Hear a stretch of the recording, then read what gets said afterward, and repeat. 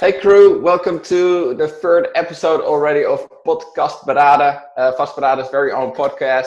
And today we have on the show Roman from Your Nutrition. You might have seen him before in the gym. Roman, can you quickly introduce yourself? Sure. Stoked to be on board, guys. Like I said, Roman, might have seen me before in the gym. I think about now 8 months ago, I ran a little nutrition program, and that was back with Fortitude Nutrition at Vastberaden. I have studied sports and nutrition for the last, let's say, 8 years. Started with sports and then rolled my way into nutrition. Lived in Australia for a while and then started my own coaching business with nutrition as well. And now trying to provide you guys with some content and intel for back home. Awesome. So today we're not going to dive into general nutrition. We thought it would be fun to go into a little bit more specifically on things like recovery, the immune system, some specific diets like vegan, keto, intermittent fasting. If you're looking for more general information on nutrition, either follow the Vastberaden nutrition challenges in the newsletter. But if you're looking for a little bit more hands-on guided approach, then hold on till this lockdown is lifted, and Roman and me are going to start an awesome nutrition program that we've been working on for 2-3 months together. Yes, just before the lockdown. and that's going to be quite awesome, guys. So hold on for that.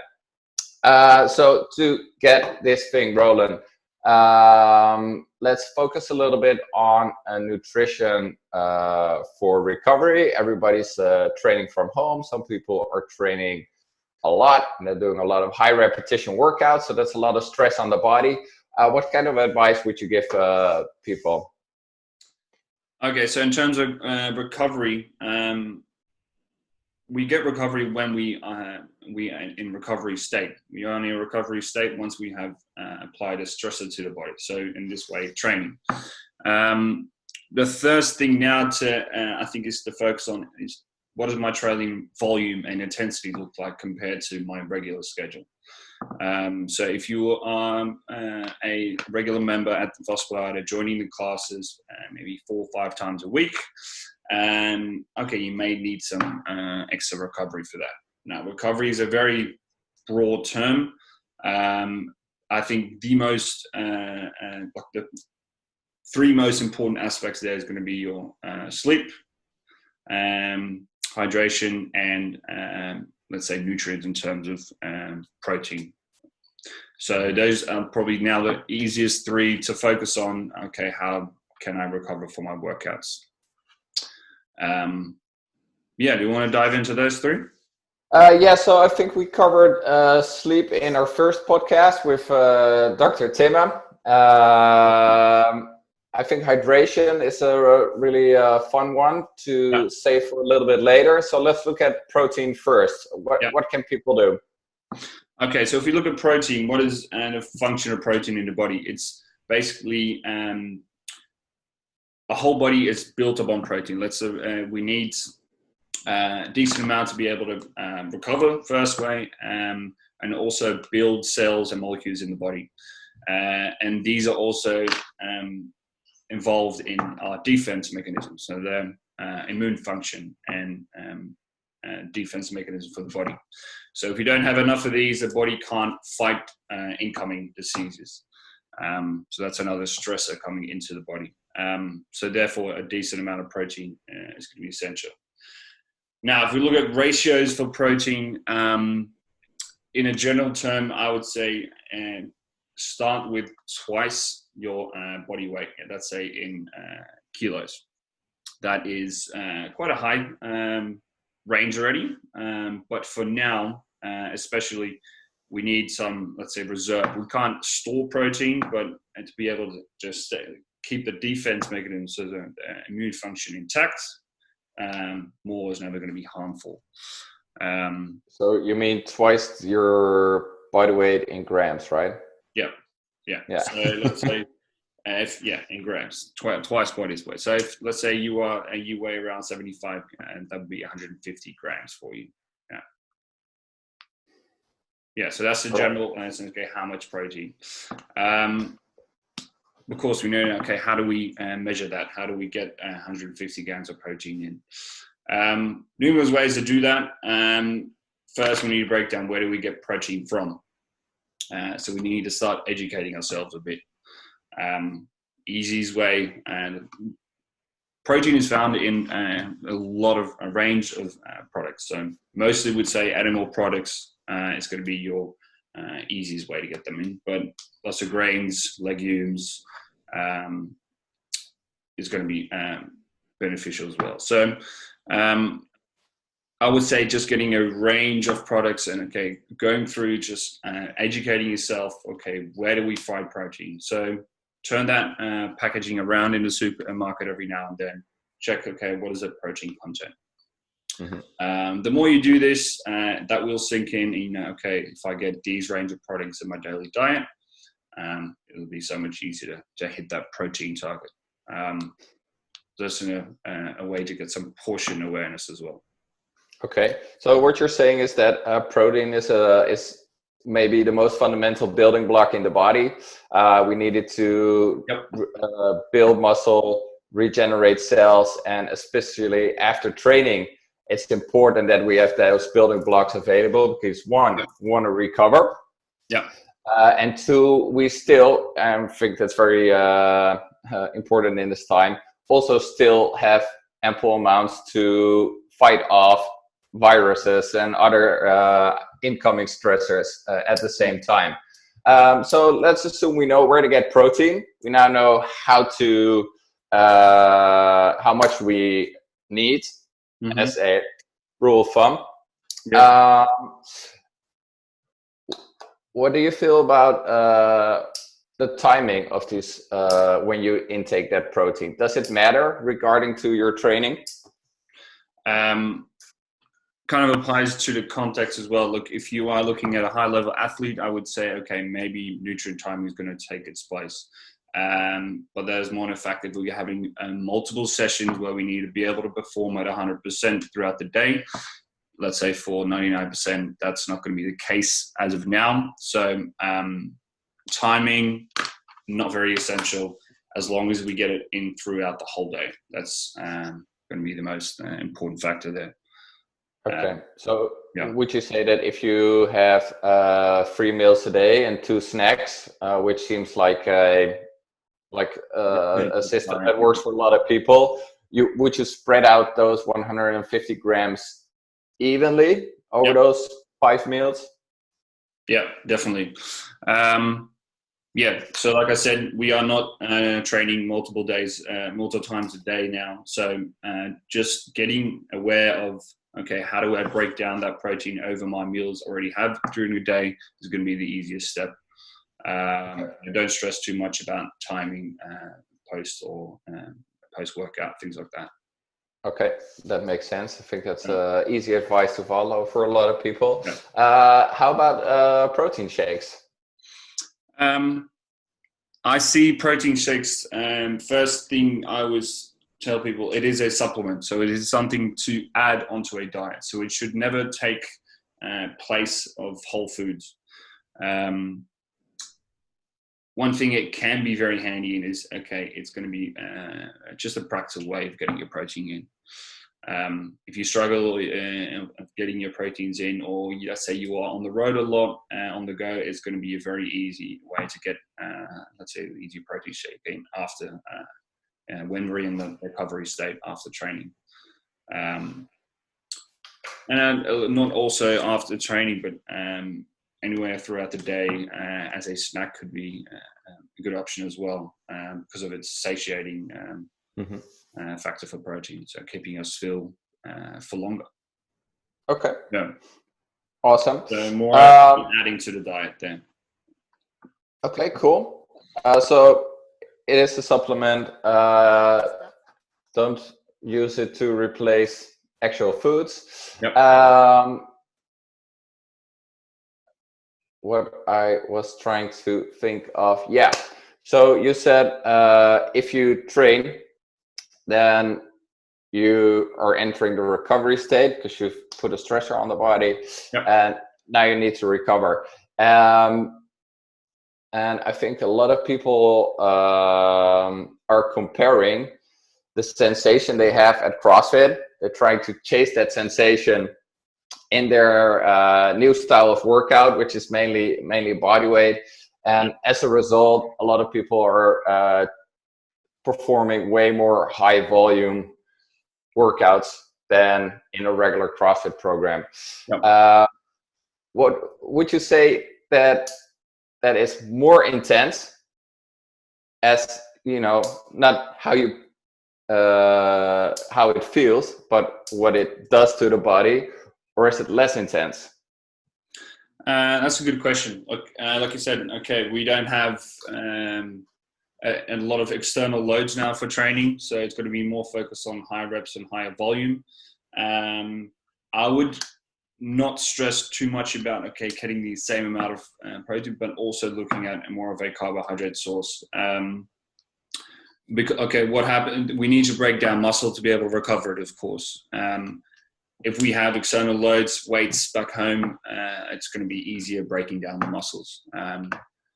So then we would be focused more on protein to regenerate protein synthesis to break and to build muscle again afterwards. Mm-hmm. So for these higher rep, high intensity workouts, I would actually say your carbohydrate source is going to be more important than the protein there. Yeah. I would agree. I think that what I think is happening is that high volume intensity body weight workouts, they do give you that sense of getting a good workout in. Yeah. But if you look at the effect it actually has on the body, it's not that stressful as working with external loads or doing more ballistic style gymnastics like kipping pull-ups or ring muscle ups, stuff like that. So you actually need to recover less from it than your regular training. Yeah, I would say fueling is going to be more important than recovery. Yeah, true. So make sure you get plenty of carbohydrates in. Do you have a rule of thumb for that as well? How many people should take in? For carbohydrates? So this is dependent on, what all three macronutrients look like. Some people tend to perform better on a higher carb diet. Some people tend to have a bit of both carbs and fat, or more towards a ketogenic, so fat diet. For the CrossFit population, I would suggest testing yourself with a higher carbohydrate diet. It is going to be the easiest and the fastest turnover rate for the body to generate energy. So we want energy fast, and the conversion rate from a carbohydrate source in the body to actually energy out. So expanding energy is going to be the fastest. So how much? I wouldn't go really specific into grams, because it's going to be very different comparing 100 grams of oats compared to 100 grams of apples, which are both carbohydrate sources. Oats is going to be going to give you much more calories, energy in that way than the apples. But I would say add a refined carbohydrate source. So if you look at grains, breads, pastas, things like that, try and add that, especially around training, to fuel and recovery. And I like just looking either a plate portion or a hand portion. So plate meaning, about, let's say 1/3 of my plate is going to be consistent of carbohydrate source. Like I said, grains, breads, potatoes, things like that. And if we're looking at hand portions, let's say for men, I would say 2 cupped hands. So if we're looking at, say, rice, 2 cupped hands, and for women, it's going to be 1 cupped handful. That's going to be the easiest way of measuring, rather than getting the scale out and using tracking apps in that way. Make it an easy, measurable step. Yeah, that makes a lot of sense. I think finding something that's easy and still effective is like like the magic pill we should actually be looking for in nutrition.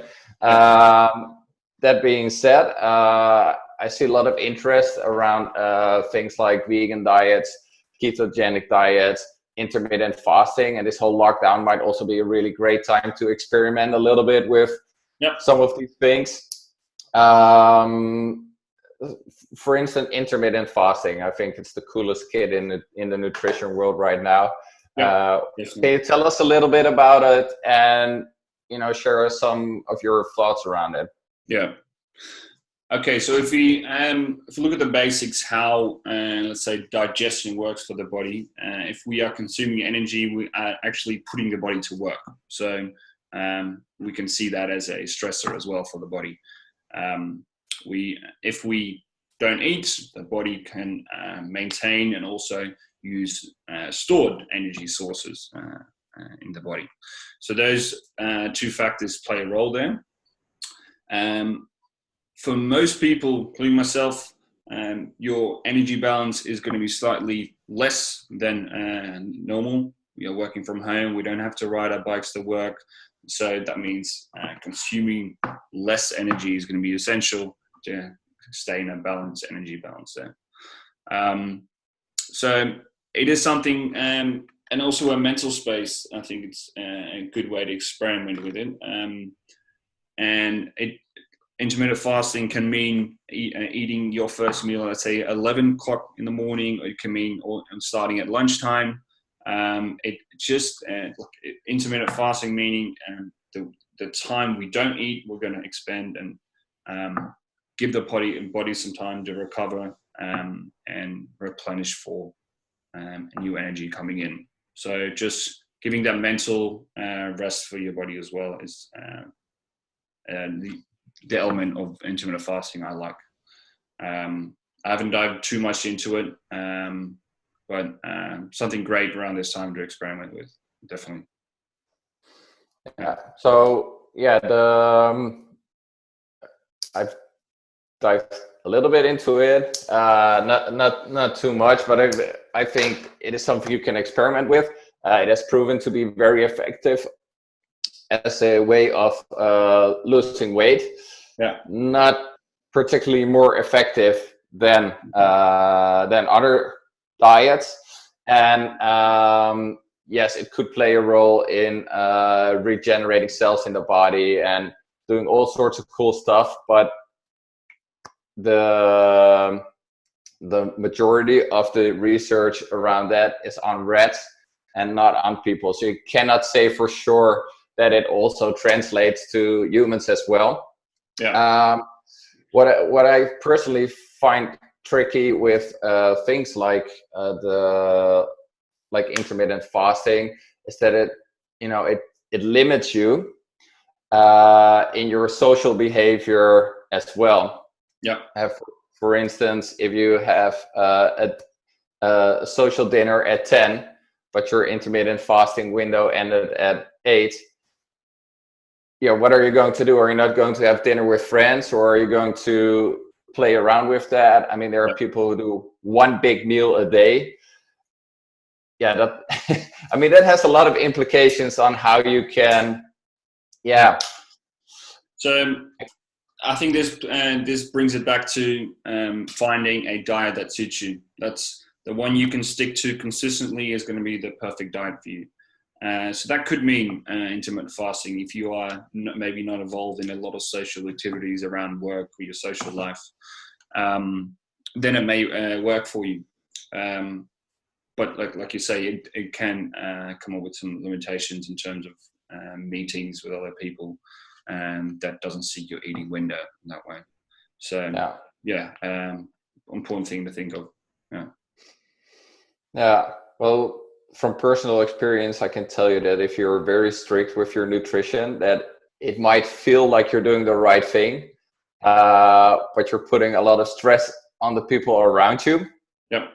And even though you're convinced you're doing something right for you, doesn't mean you're actually true, because you could also be doing something else that would not put that stress on them and eventually yourself as well. Mm-hmm. So finding something that works for you, yes, but you should also keep in mind, I think, that you should have like a healthy relationship with food. You shouldn't feel too restricted. It shouldn't take too much effort or stress to keep executing it for a very long period of time. That's it. If you nail those things, then you will be able to keep it consistent. So when people start a new diet, always think about, okay, can I hold on to this diet for a consistent long period of time? Yes, then it will work for me. If you already think, okay, how am I going to look at your week? Do you think intermittent fasting, that's going to be very tough on Thursdays, where I'm working from break of dawn to late at night? It might be difficult. So it doesn't mean you have to do it every day. I like doing it every once in a while, just to replenish the body. And then take off that mental stress. Yeah, so it's not a beginning to end all, or I don't know the exact English saying, but you can do intermittent fasting and then switch back to 3 meals a day with 2 snacks, and maybe try out keto for a while, where you're doing super high fat and protein and literally no carbs, and then switch back to something that So don't find something so specific and then stick to it. Try to stick to it with everything you got. Yeah. That's what I think. The thing is, I've never. I know a lot of people that have experimented or are currently doing intermittent fasting, but I don't really know the long-term effects of it yet. With intermittent fasting, I see a lot of people going through phases. So a phase of fasting, a couple of days, and then back to normal again, which is perfectly fine. That might be like a part-time intermittent faster, so you can see that as a diet as well. Yeah, a way of eating. Yeah. So in the beginning, you mentioned that recovery has 3 parts. One is sleep. Yep. You need to get enough. Simple. 2, it's nutrition. So we went into protein and how it helps to regenerate and build muscle. Yep. We talked about that. Now it might be more important to focus on carbs, because we're doing more workouts that are endurance based. Yeah, even though it feels as high intensity, if you're working for 20 to 30 minutes, you're doing endurance work. You also mentioned hydration. Yeah. What can you say about that? So if we look at hydration, and let's start with just water in the body. We're built to burn about 70%. So the role of water in the body is more of a transporter. So any nutrient that comes in the cell has to be transported and needs water to be able to help for all body functions there. So also for recovery, bringing cells to the muscle to be able to recover. If we don't have adequate amounts of water, the body can transport these nutrients. So that's probably the most important function, is just transport of nutrients. And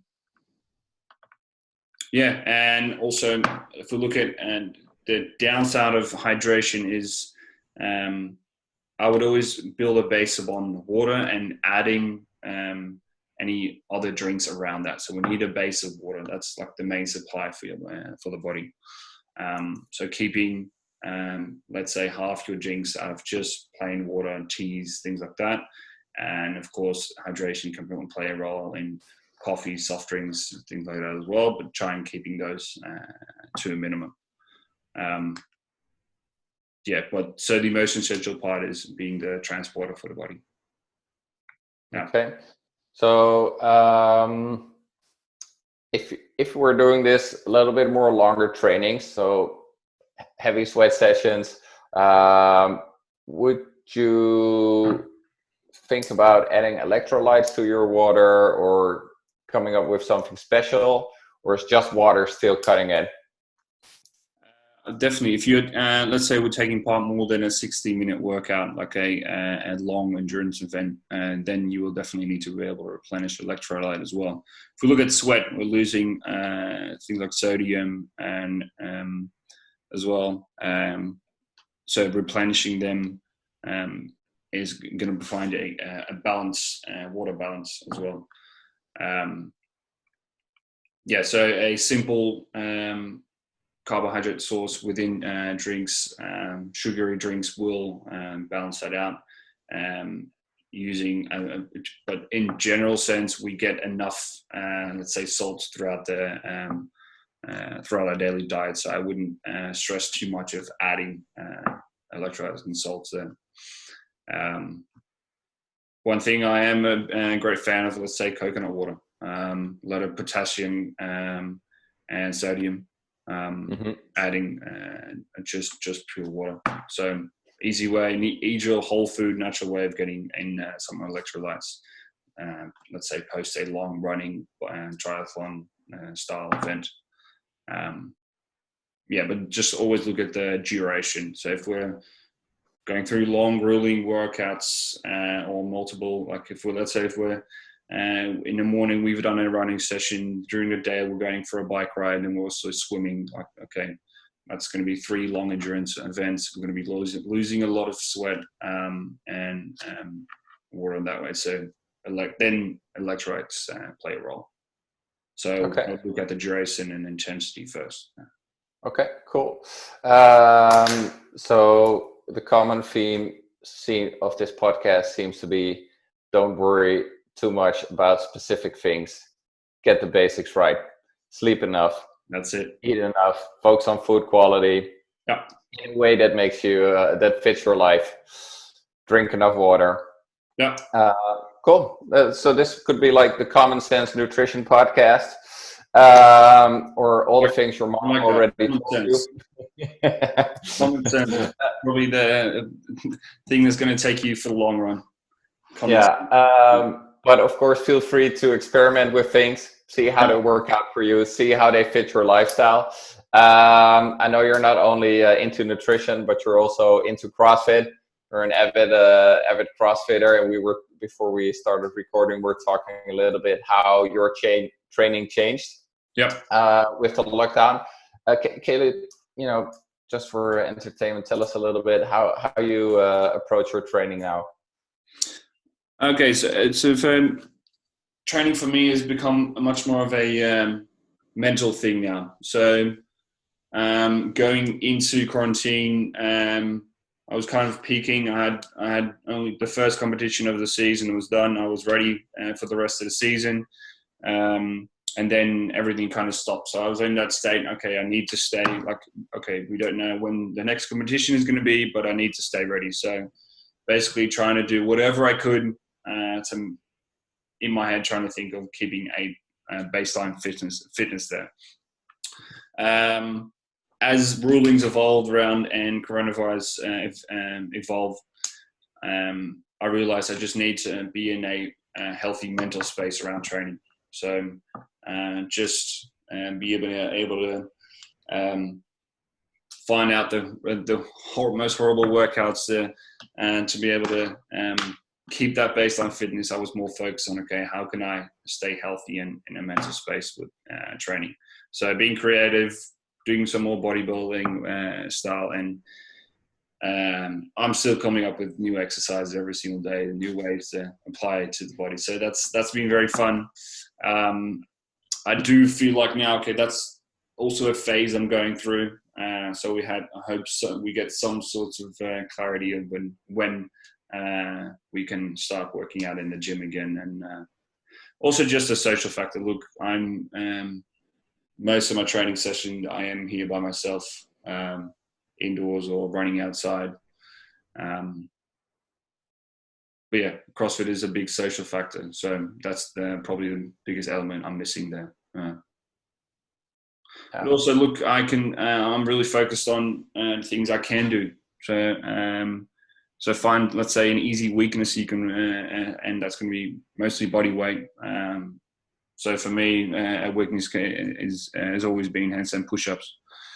Yeah. Taller athletes don't like that movement, so it's always something I can work on. And then easiest way of getting your cardio and building a condition aerobic base is for me going to be running. So running outside, unless you are blessed with a rower or a bike or a ski erg or something at home, which is probably not fun. Yeah. Then still there's something to be said for getting out of the house and running. Yes, definitely. I really enjoy running now. Yeah. I think a lot of people could enjoy it more. And I think if you're trying to be fit, there is no more basic measurement of human fitness than the ability to run. If you cannot run, you're not fit. I don't care how much you snatch. I love that. Yeah. You have a gap in your fitness. It's funny, I always get complaints of when there's running in the programming for CrossFit, and I always say, guys, we're a CrossFitter, we can run. We need to be able to run to do CrossFit. So true that. We're good at it. All right. So thank you so much for that. So the main takeaways for this podcast, I think, are when something really big changes, figure out for yourself what are the things that need to change and what are the things you need to maintain.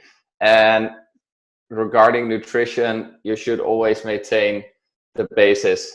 That means plenty of protein, plenty of carbohydrates, fit in a schedule that fits your lifestyle, focus on food quality. So make sure you get enough veggies and fruits and stuff like that. And sleep enough, drink enough, and don't worry too much if you do something a little bit less healthy. Yeah, that last point, exactly. Look, we can't expect ourselves to nail this down perfectly straight away. We always go through a bit of an adjustment period. So did I for the first 2 weeks. So need to be able to find that new routine. A lot has changed, so don't stress about nailing it perfectly from the get-go. No, we're all humans. All right, Roman. I hope we see each other again very soon in real life in PodCastberaden, where we'll be kicking off the PodCastberaden University Master Your Nutrition course. More on that later. In the meantime, if any of you wants to get serious about your nutrition while still being in this intelligent lockdown, Roman is available for online nutrition coaching. So you can find him on your nutrition on Instagram. Send him a direct message there. I will also put that in the comments below. Okay, Roman, thank you so much for joining us and sharing. See you soon, buddy. Thanks. Insights. Hope to see you soon.